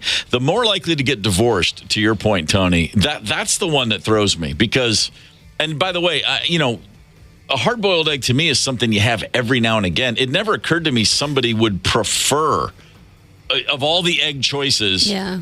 I like mine hard-boiled, don't I? I mean, that's a little strange. It's an every now and again thing for me. Yeah, as a divorced guy, I think it's stereotyping. It's an old stereotype, but when I think of like a bowl full of hard-boiled eggs, I think of an old divorced guy, like 20 years divorced, living with another divorced guy. They wear wife beaters. Yeah, never learned how to cook. Right, they just have a whole bowl of hard-boiled eggs and, 6 cases of beer in the house. That's it. Yeah, there's a lot of belching there in that image in my head. Just a ton. Just nonstop burping and farting. Hard-boiled eggs, and I know there are people rolling their eyes at us for going, well, they must be difficult. How long is it again? 3 minutes? But it's the poached egg for me. That's the one that really freaks me out, how people come up with a perfect poached egg, which... the British Egg Industry Council would know very well. In England, they know how to poach the hell out of an egg. They do. And apparently, if you like your eggs poached, it means you're more outgoing than the average person. Oh, all right. How do you poach an egg? Is that you just drop it in boiling water or something? Google it. I feel like you have to steal someone's egg. I know someone with my roommate has a poacher thing you can use, but I'm not poaching the egg. I'll eat it, but someone else has to do it for me. You can do no poaching. I'm right there, shoulder to shoulder, Candace. I'm not going to poach the damn thing, but if you know how to poach an egg, you're my friend, I guess, for a minute or two. Apparently, I have far more self-control than the average person because I like a good omelet. Oh well, yeah. What a weird thing. An omelet means you have more self-control. I mean, what in the world? Well, it takes some patience, I guess, to flip it at the proper time. I just feel like it's the one thing you can't screw up. Yeah. Like, you just throw a bunch of crap in there and pour the eggs over top and then fold it. And I guess the fold, like you said, if you're going to flip it, you can mess it. Oh, well, actually, scrambled is probably the thing you can't screw up. If you prefer your eggs scrambled, you're more likely to be skeptical and suspicious, Tony. Scrambled's my least favorite way to have eggs. Is it? What about if you put a little milk in it? What they call that? French mom used to call that. That's the way the French Canadians, my mom being one of them. So they pour a little milk in there, fluffs them up, gives them that fluffy thing. I don't know. So Candace, that's your least favorite. You don't like a scrambled egg. I mean, I'll eat it. So you're not skeptical and suspicious. You are open-minded, garrulous, and gullible. That adds up. Okay, great. Worked into the morning show this morning. Candace, how do you like your eggs? Wet, runny, juicy. Whoa. I want to sop that toast up. He did not ask how you... No, he did say eggs. That's right. Well, that's dippy, or a good fried egg like that. We used to call it dippy. Mom would say, would you like your eggs dippy so you can dip your toast in there? I like those as well. So, Candace, over easy then. You want it runny. Yeah. Yeah, I want it fried? Clucking. Okay, fried egg, over easy, over medium, or over hard, whatever. It means you have an, wait for it, above average sex drive. Nice, Candace. Way to go. Someone's got a reputation to maintain. Old wet and runny here. Wait a minute. Oh, my God. No, over easy. We'll stick with that. Wet and runny, always sunny. Let's update that GPT poem about Candace. By the way, there's a few other things they say about your personality can be determined beyond your preference of eggs, okay? The color of your car. If you drive a red car, you're more likely to be aggressive and reckless. My mother drives a red car, for God's sakes. Oh, does she? That's a hellion. Yeah, my gosh, scandalous. 95 years of lead footing all around the eastern part of the United States. If it's dark blue or silver, you're more upbeat than most people. So wait a minute, what color are our cars? Let's discuss. Well, I'm dark blue now. Patriot blue, I believe, is the Ram color. More upbeat than most people. Candace, what are you tooling around in? Dark gray. Dark gray. Okay, well, let's see. I can't say this on the air. I can't say it on air. Tony? I'm a whitey. What do you You're mean? a whitey. I don't see white on the list. This is what I got. What? Red, you're aggressive. Dark blue or silver, you're upbeat.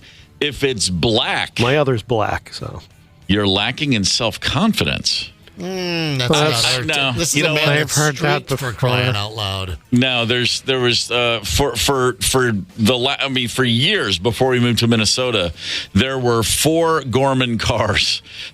Mine, my wife's, my son's, my daughter's. 4 for 4 black cars. I don't think it's lacking self-confidence. I don't think so either. No, I've had several black trucks. Yeah, that's the old joke. And motorcycles, I'll take any color as long as it's black. Yeah, right. That's sure. a good badass color, that's showing the dirt kind of thing. I'm like, yeah, but it's black with dirt on it. What about your signature? What about your signature? According to studies, you subconsciously see your signature as a stand-in for yourself.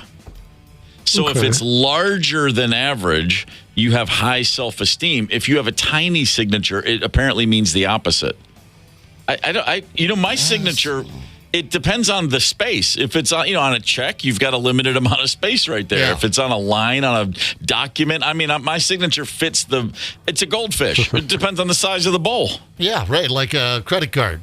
Yeah. Had to sign one of those recently with the old Scammo thing, and you got to squeeze it in there. But yeah, if I'm just just sign here, something like that, then yeah, I like to go big with the B and big with the Z, and then just scribble. And big and loopy. They say what direction it points to is indicative of your personality. If it slants upward or downward. Oh. Hold on. Come on. I ain't kidding you. My signature actually looks like a. It's kind of my initials, because it's when you initial or sign, it's the same thing. It's SAG, and if it's a signature, the G just has a long tail. That's kind of the difference. Yeah, it's just SAG out there. Yeah. Did you work on it? I know. Yes. I know here in radio are a little modest. Every once in a while, somebody will say, "Hey, can you sign a T-shirt here, or can you endorse this check for me, or whatever?" But it comes up. But you being living the rock and roll lifestyle, and I remember at one point I just had this weird little scribbly signature, and I thought I got to come up with something a little bit better, and I did. I did work on it a little bit. Did you do that? Did it en masse. The whole band went to a place before our first album came out. The WEA branch in Atlanta. WEA was Warner Electra Atlantic. There would be a distribution center. Back when albums were physical pieces of property you could hold, there was a warehouse just filled with all the product that would go to the stores, and they had those in different parts. So the Southeastern WEA division was in Atlanta. And so about a couple weeks before our record came out, we went out there and we met the WEA staff, and they were all, people we've never met before are acting like we're friends, and we're so glad to have you in the family. And we're just like, what the hell's happening? And then they opened up a closet with every CD and all of the catalogs and said, "Do you guys want any of these?" And we're like, what? "Oh, yes, we my do." My duffel bag at home. Exactly. And then they literally, that's the best part in the early 90s being on tours. You'd constantly have people come up and go, "Would you like any promo copies of all of the new records are coming out this year?" And the answer was always, as a matter of fact, I would. But they had album flats, which is just it looks like your album cover, but it's not a sleeve for an album. It's just a single. There's no gap. It's just like a little tiny poster, but it's the size of an album. It's just your album cover. And so they said, "We need you to sign like 500 of these." And they gave us all Sharpies or paint pens, and 5 guys sit down, and everybody starts signing. And within about 3 minutes, we've all stopped, and everyone's like, "Okay, hold on a second," because I'm like writing Steve Gorman on every one of them, and every one of us at the exact same time was like, "Hold on, this is ridiculous." Yeah. And so then we were all laughing about the absurdity of, we got to figure out a new autograph. Like, this is weird. Like, people might actually want our autographs one day. Yeah. And I just threw one down and looked at it and went, "That's it." And I can tell, and I was the best at forging the rest of the band's autographs. I did there were times when it was just easier to go, "Here, just give me all that crap." And I would just, and I got pretty darn good at it. But I've seen people have handed me things and said, "Hey, will you sign this?" And I can look, and right away I'm like, that's not real. That's someone faked you out, or I would see that. And I've been handed things with, "Hey, Steve, I think you already signed this one." And I look right at it and I'm like, "No, I haven't. That's not my signature." But I just say, "Yeah, it is," whatever. But there's nothing funnier than a bunch of dudes who think they're really cool all of a sudden going, "Oh, wait a minute, hang on, what should it look like?" And then we're critiquing each other's autographs. Yeah, that's the stuff no one wants to admit, but of course everybody goes through that. I've known it. I know. I felt a bit silly doing it. That's actually the first time I admitted to practicing it. But I do know a record rep or two over the years that would sign, you want an Allman Brothers Idle Wind completely signed? Got it right out here in the car. Hang on, I'll go run out and get it for you. They'd come in, you're like, you'd smudge the ink. This is still wet, dude. You just signed this, didn't you? Yeah. But they would do that all the time. George Jakulius, who signed the Black Crowes and produced our first two albums, literally the guy responsible for us even having a career, he was a year older than me. So when we made our first record, I was 23, he was 24. I mean, we're all just kids. And he had all four Beatles autographs.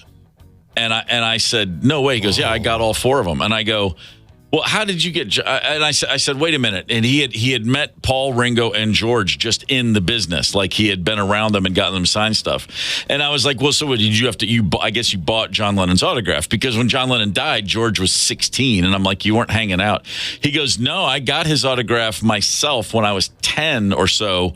My family, we went to Disney World, and John Lennon was there with Julian, and I went up to him and he signed an autograph for me. And I was like, really? No way. And you can Google it. There's pictures of John Lennon at Disney World, like in 1976. And George, I mean, it's not, he wasn't making it up. He literally happened upon Lennon, so he got his too. And I was like, that's pretty extraordinary, like for the age you are, to get all four Beatles. But, right place, right time. Speaking of right place at the right time, this weekend, starting at 5, it's Pour Some 80s on Me weekend on KQRS. We're going to kick off every hour with a block of 80s tracks. And we're going to hook you up with tickets to Def Leppard and Journey this August at Target Field. That's happening all weekend long. How about Pour Some Maggots on Me? Does that sound like fun? Of all the things, that was the working title. Pour some maggots on me. In the name of love. It happened. We'll tell you about a Delta flight. Maggots showering down. I mean, just when you think you've heard it all. By the way, the plague is back. And what was the last time you made out with your dog? Whole bunch of fun stories coming up here before 9 o'clock. Give us about 10, 15 minutes. Hang tight. Connect with us on the KQ Talk and Text line, 651-989-ROCK. That's 651-989-ROCK. 92 KQRS. I'm Steve Gorman. This is the KQ Morning Show for Thursday, February the 15th, 2024. A lot of really bizarre stories I want to get into here in the final hour of the show. First things first, apparently a study out of Sweden says that fishing, the act of going out and catching fish, not pea fishing like scamming people online, but actually fishing, it's getting easier. And if you've noticed you're getting better at fishing, it's not because your technique is improved. It's because fish are getting worse at not being fished. Check this out.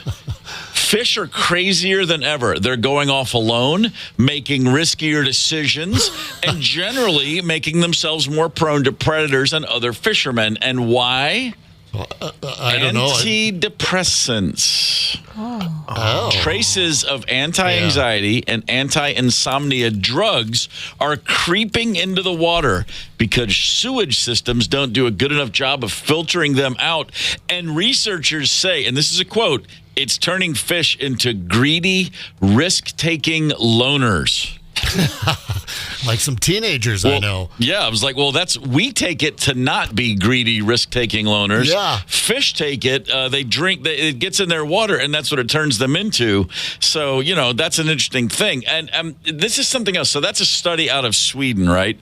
Yeah. Now, a lot of anglers, a lot of fishermen in Europe, when they go fishing, they use maggots as bait. Yeah. It's a very common thing. They'll throw a handful of maggots into the area they're targeting, and that attracts fish to the area. Now, we don't generally do a lot of maggot talk here on the KQ Morning Show. It's not so much a thing. Ice fishermen use them a lot of times in North America. Ice fishing enthusiasts will bring some maggots out. They do the job. They're very good with that. So that might explain why. On a Delta flight, here we go. That's all I got to say after talking about maggots, and then I say on a Delta flight. Yeah, if you're starting to get a little anxious, you should be. A Delta flight from, let's see, Amsterdam to Detroit a passenger in his overhead bag, the bag he put over the seats. Well, he had some fish that were infested with maggots up there. Oh, my gosh. Maggot-infested fish in the carry-on bag in the overhead compartment. And the overhead compartment opened up mid-flight.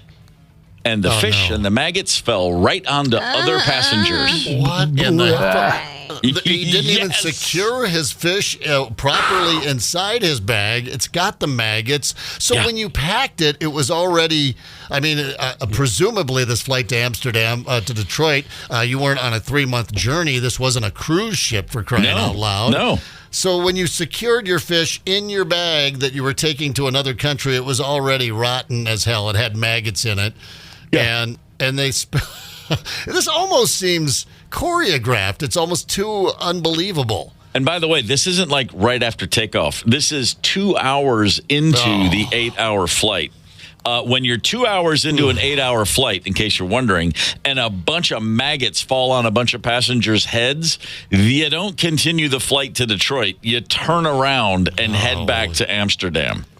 I bet he didn't have one friend on that plane. Why? I tried to get some cheese on a frickin' plane leaving England, and, they whisked me into another room, and the guy goes, "Oh, it's cheese." I'm like, can I not? Is that under the FDA thing? Can I not bring cheese from one country to another? He's like, "No, you can do that. It's just that it showed up." And, we always look at these products to make sure. But you missed the frickin' maggoty fish? Yeah, it's pretty incredible. There were several social media posts about it from people on the flight, and they have been removed from social media. So the airline or somebody probably got to them and said, "Hey, I'll give you $1,000 if you delete that tweet," or whatever it was. That's me speculating. I don't know for sure. But some of the posts, and then there's some Reddit. There's a Delta Reddit page. And people who were on the plane said, one quote, "My family and I were in the road directly in front of the maggots. The lady right behind us told the flight attendant the maggots were falling on her head. Turned around, and they were wriggling all over the seats." So the family was moved towards the plane's front. The offending fish that fell had been wrapped in newspaper. And so check this out. They returned to Amsterdam. Someone else on the page said, "Yeah, I was on the plane, and I had to wait an extra day for a new flight on another airline. The airline offered travelers 8,000 free miles, hotel room compensation, and a $30 meal ticket in the event they were delayed overnight," and a lot of them were. That specific aircraft, according to the Daily Mail, was taken out of service for a good deep cleaning. My suggestion, drop it in the ocean. Just get rid of it. Take the loss. That lady with the maggots in her hair is going to be feeling that for days, Oh, heck yeah. Did I miss one? Is there... Some probably crawled in her ear. Oh, yeah, maggot in the ear. Man. You know what we have here in the United States? Fish. It's in every damn store you go into. You can find fish everywhere. They have fish markets, probably very good ones in Detroit. I don't know. You don't have to bring your fish over. And if you are, you just make sure it's fresh. Go ahead and check the fish. I'm hearing like a reworking of Crazy Train. I'm going off the rails on a maggot plane. I mean, just that is. I mean, of all the bizarre stories we hear, what's worse, the guy with diarrhea running up and down the aisle, or the maggots falling on your head? I mean, sorry, I'm an old farm kid. We had maggots everywhere. We fished with maggots often. You talked about that. So I'm just, you know what? I'll take maggots out of a dead carcass rather than human excrement. That's the worst for me. That's tip of the pyramid. I get a little gag going right now thinking about diarrhea up and down the aisle. I'm going to take the maggots. I got to tell you, man, that's one of those moments where, I guarantee it'd be a fascinating. What was that show? What was the TV show that used to be on where people would have to stick their hand in a tank? Fear Factor.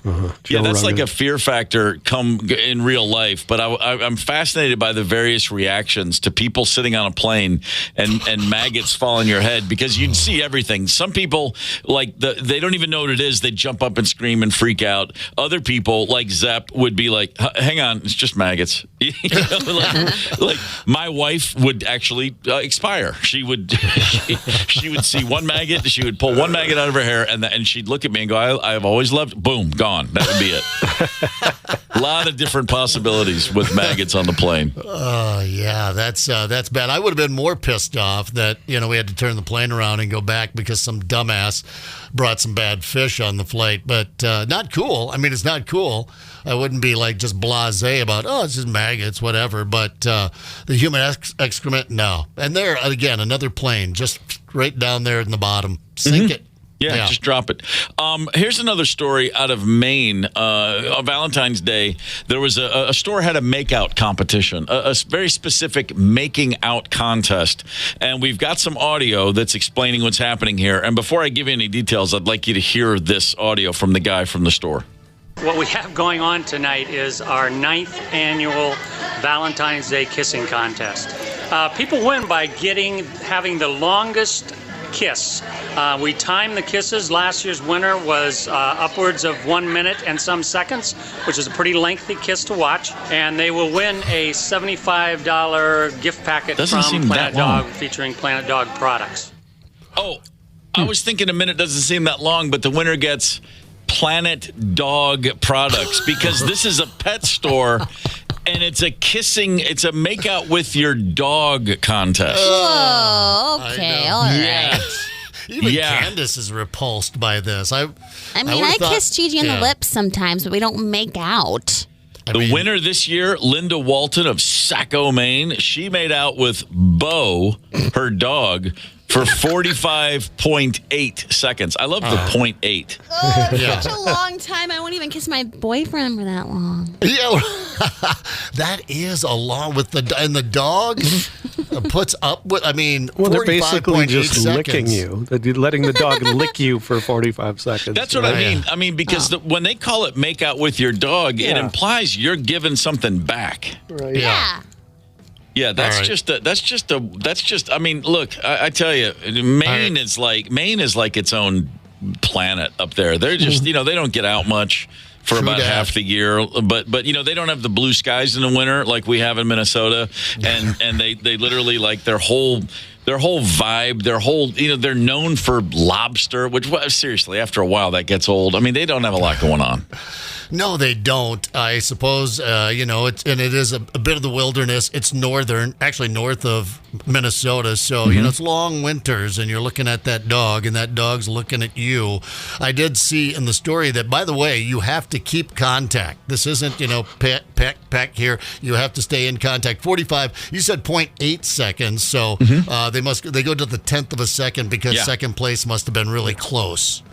I assume so. I mean, every dog I've ever had likes to come in for a quick smooch and give you a little lick, but occasionally, it's kind of funny when a dog like goes in and just starts licking your cheek or your neck or whatever. And it's usually because you're sweaty. 45.8 seconds. I'm assuming there's peanut butter involved. Yeah. Is that legal? Oh, that could be scandalous. Kind of like juicing, Did she have the peanut butter? Or you know what? If you have a beard, you could whip up a beef bouillon cube and just rub the beef rub the base into your beard, and that dog will be like, I'll give you 45 seconds of that love. I'm guessing don't kid yourself. By the way, so 45.8 seconds. Second place, you'd think it might be close. No, 16.8. Third was 11.7.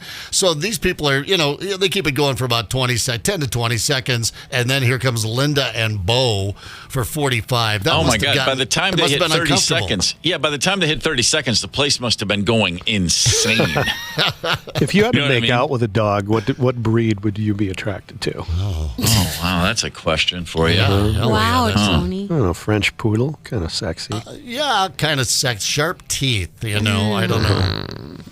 I'm a lab guy. I'm sorry, but I'm going to go with a lab for some reason, and I don't know why. I'd love to say I'd love to have a really funny answer, but it's creeping me out. It's just really, it's getting me. Here's another great animal story for you. A woman in Florida. Her name is Teal Mull. I just like the name, Teal Mull. Teal lives on a ranch in Brooksville, Florida. They have, among other things on the ranch, a bull, a 2,000-pound bull.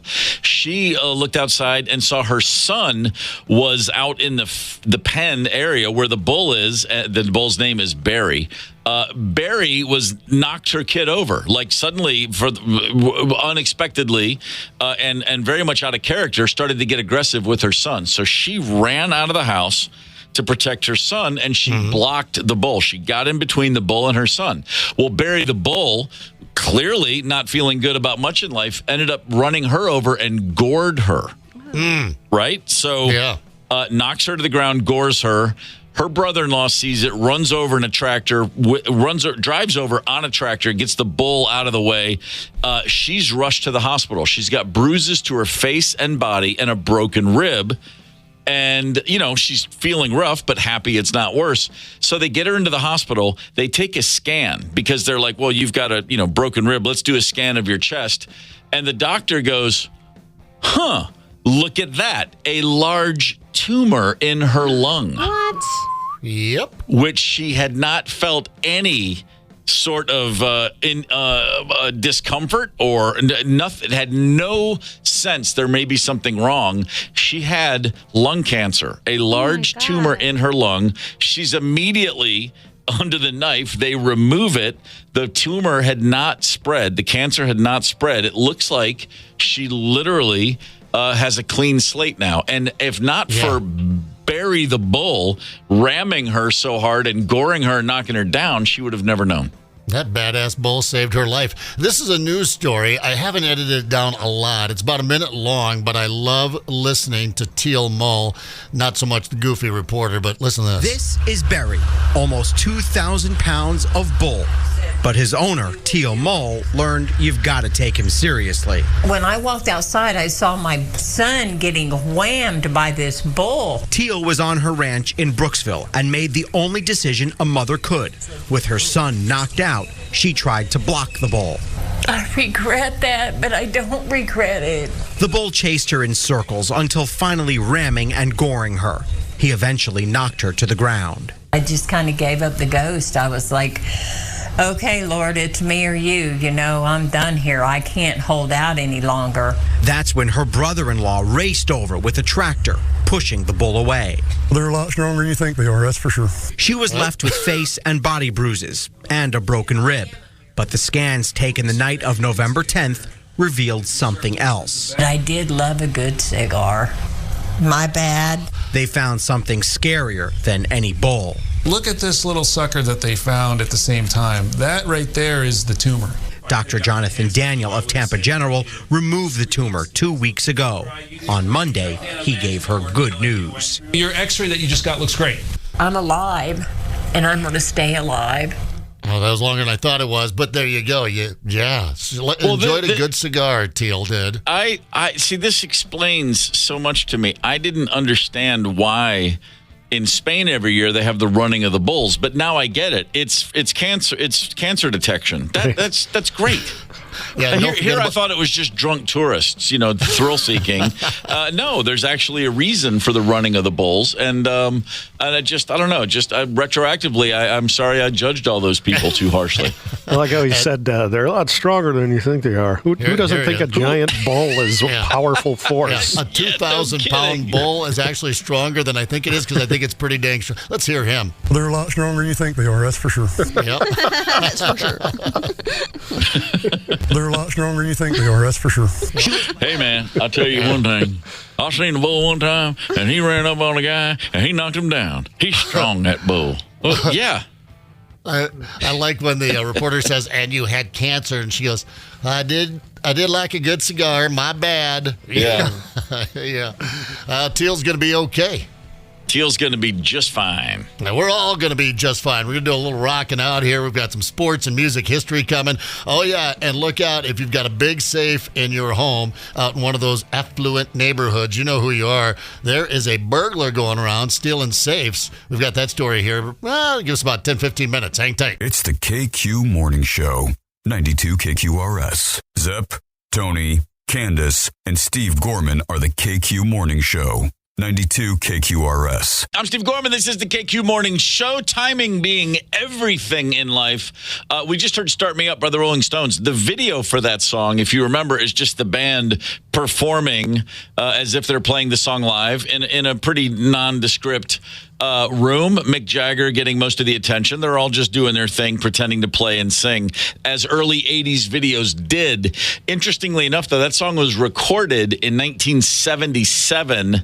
They started working on Start Me Up the same day they were working on the song Miss You, which came out years earlier. Miss You was a big hit in 1978 from Some Girls.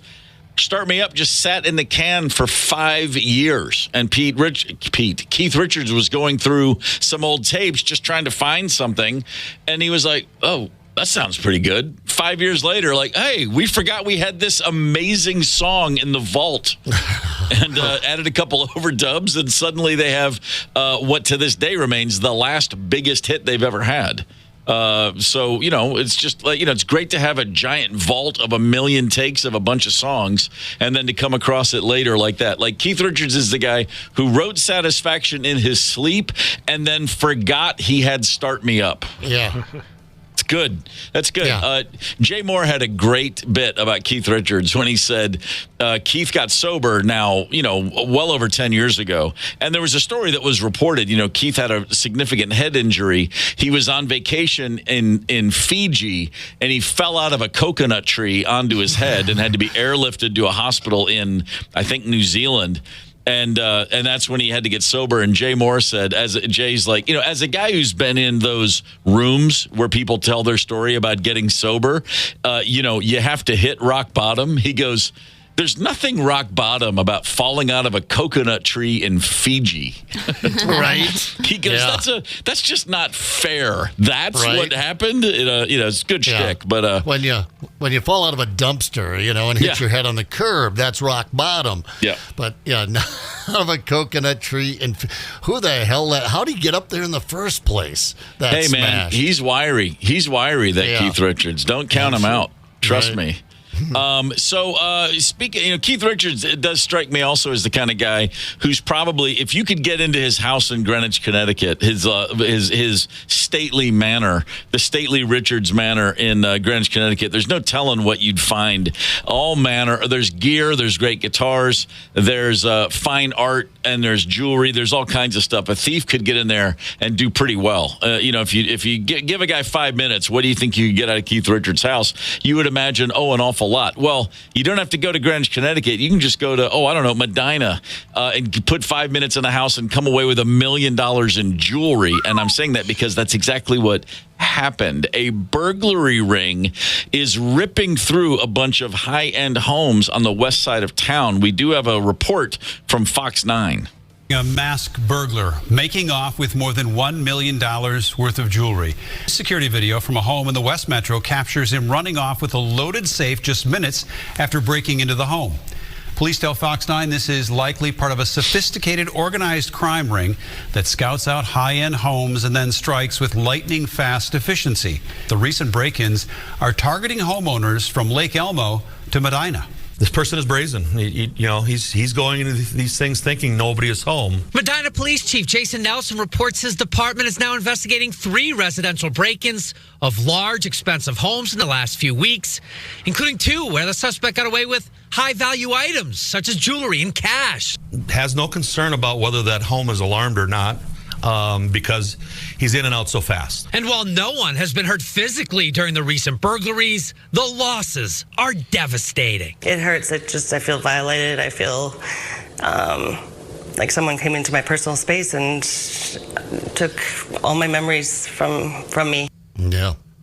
The last time we were talking about one of these videos from an upscale neighborhood, surveillance videos, it was when that mountain lion was hanging around. Yeah. And I watched this video, which you can see very clearly, of a thief on a pool deck picking up a safe he'd thrown off the balcony.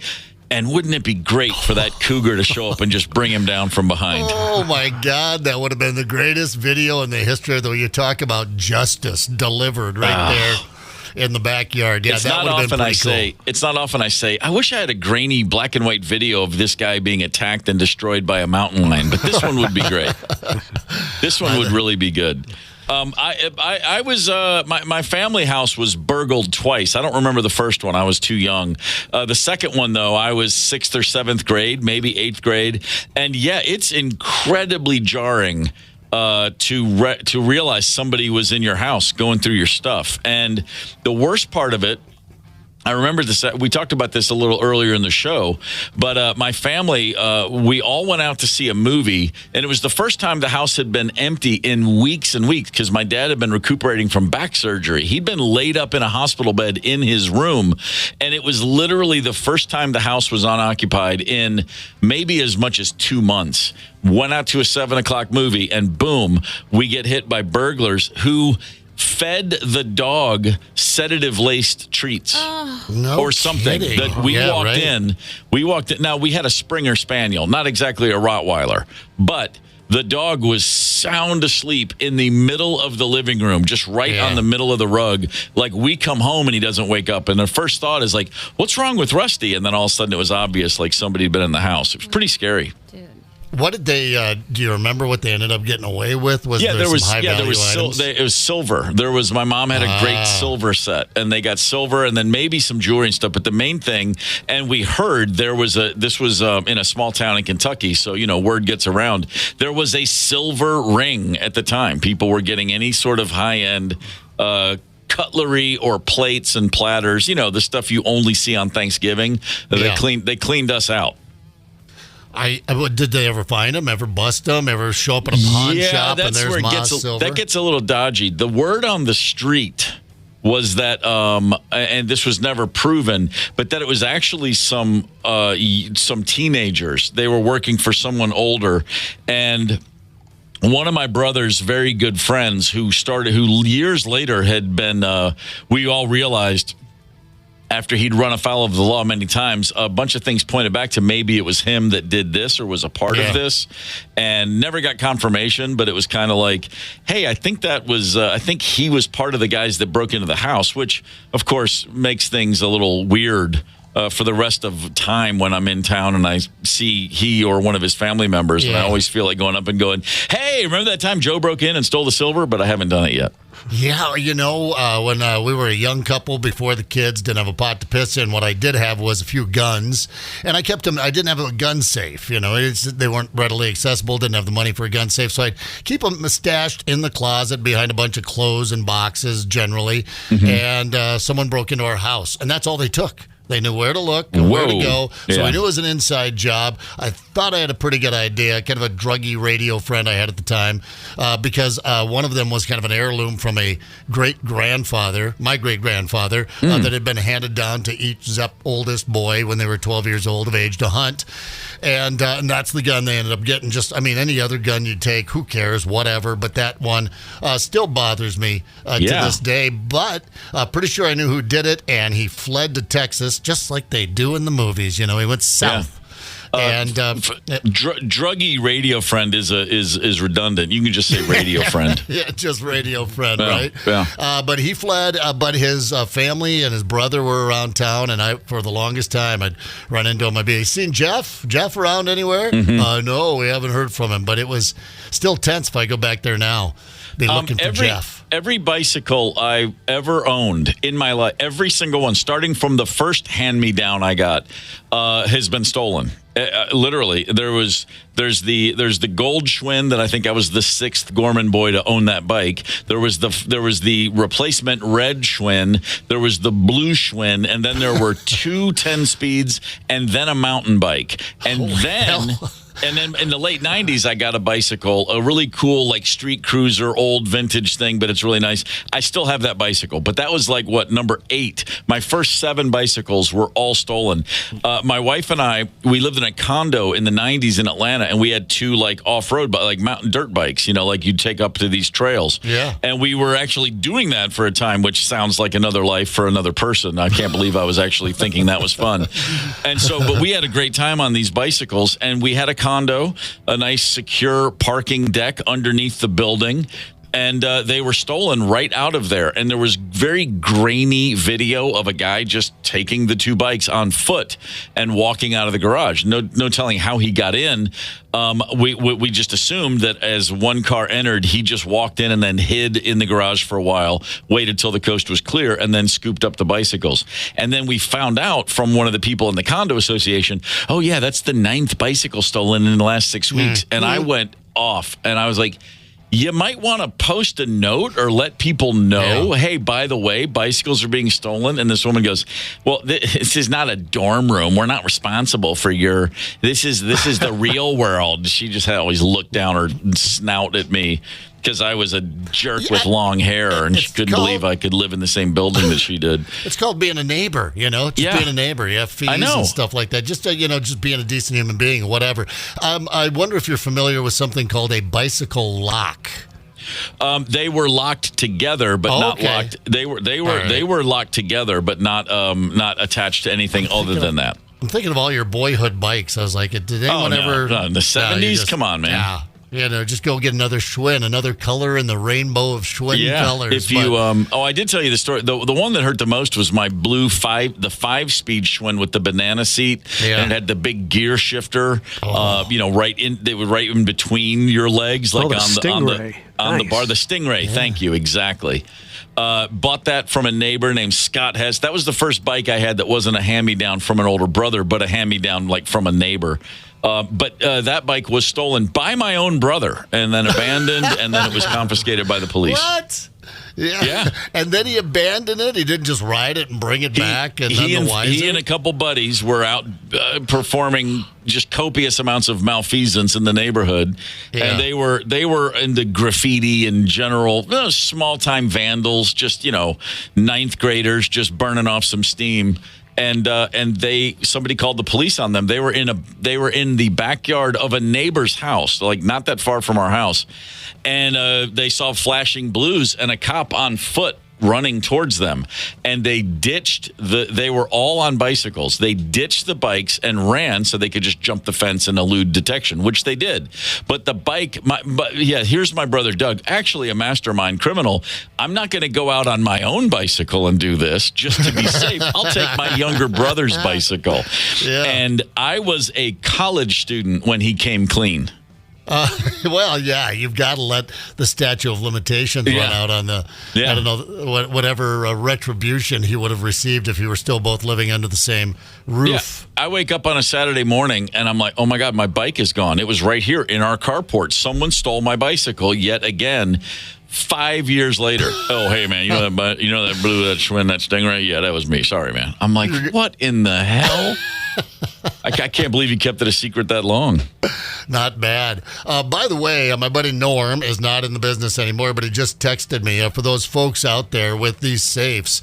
And by the way, if it's a big gun safe, a lot of people will bolt these down in their house, and knowing that this is a timing kind of thing with this latest burglary ring, because they've got to get out there. It's worth saying, we didn't mention in the story, they had extra patrols in that neighborhood as well as they're looking out for these guys, but they hit so quick. So if it's bolted down, but yeah, my buddy Norm was in the lock and safe home security business for a while, and he said, give your local lock and safe company a call, and they will make that thing much more burglary proof, by just making it much harder, because they only have a certain amount of time, and if they don't think they can get that safe, it is kind of the safe that they show in the video is like the size of a dorm fridge, but it's big, thick steel with $1 million worth of valuables inside.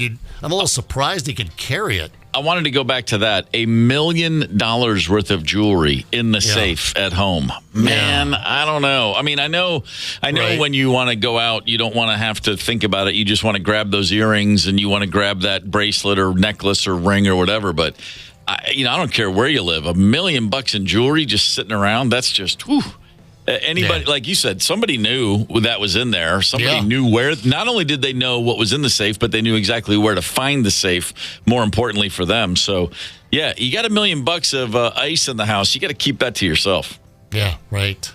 I blame the kids. I blame the kids. Yeah, it's the kids. Somebody needs some money for video games, marijuana.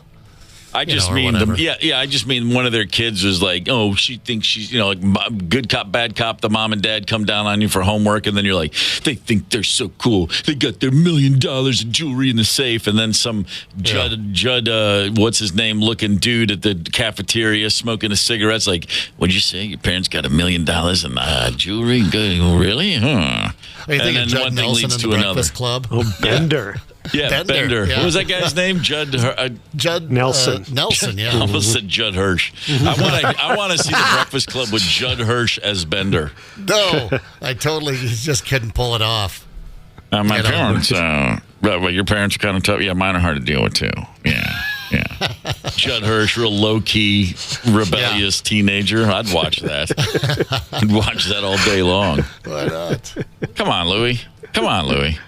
Let him finish his history homework later, Louie. Oh, come on. That's like an SCTV skit. It would be Judd Hirsch as Judd Nelson's part in Breakfast Club.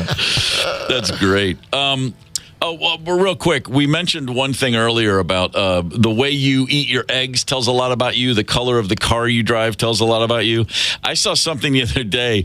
I've never paid much attention to astrology, but that said, I saw a list, and it said, what's inside their head? I'm a Leo, and what it says is inside my head is this. The script they practiced in the mirror for an argument they're planning to start later. And I read that and just went, oh, okay. Ouch, a little close. The stars got you figured out. That works. So, Tony, your astrological sign, please. I'm an Aries. Aries. Yeah. Important things they need to remember, but refuse to write down. Wow. Now, you write down a lot of things. I'm obsessed with that. Yeah. I would say important things that you write down, but there's so many of them, you'll never find them again. Right. Well, so we're both Aries. Right. But Tony's different than me in some ways. He's similar in a lot of ways, but he's different in some too. Aren't you kind of on the cusp? I make Aries by like just a couple hours. And so what do you, Pisces what do could you, apply. so you're almost Pisces? Yeah. All right, let's see. Polar opposites. Compliments. Okay, compliments they're afraid to overwhelm people with. That's what's inside your head. God, you're so astute and smart. Wow. Clever with your comments. All right, Zepp, what's your sign? Capricorn? Capricorn hole.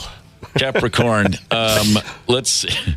I'm trying to find it. Wow, I don't. Hold on. Probably not on there. It's not. That's really. Why is there not a? Oh, here it is. Oh, it just said Cap. I'm an enigma wrapped inside a riddle. My wife, also a Capricorn, and yes, indeedy. Here's what's inside your head: every mistake you've ever made playing on a loop.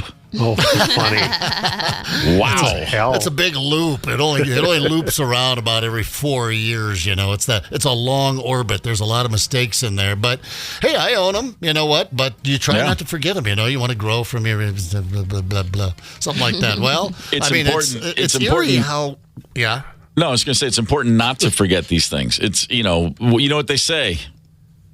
Those who forget history are condemned to repeat it. Yeah. On this day in 2006, a whole lot of people for the first time and last time really heard about a kid named Jason McElwain from Rochester, New York. This is before things had Twitter and Facebook and Instagram to help them go viral, but it was a truly viral moment.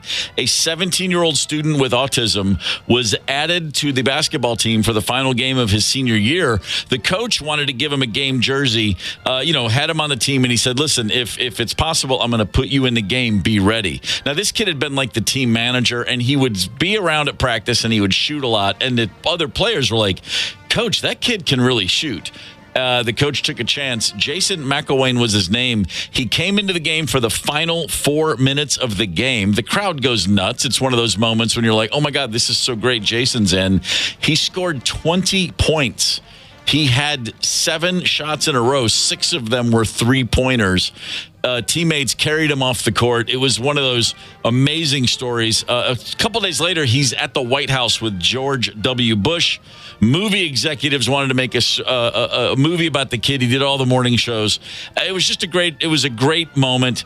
And afterwards, McElwain said, like on the Today Show, he said, I'm really not that different. I would tell autistic people, just keep working, keep dreaming, get a chance, and take advantage of it. Great advice for everybody. And I just love that. I remember that moment so specifically.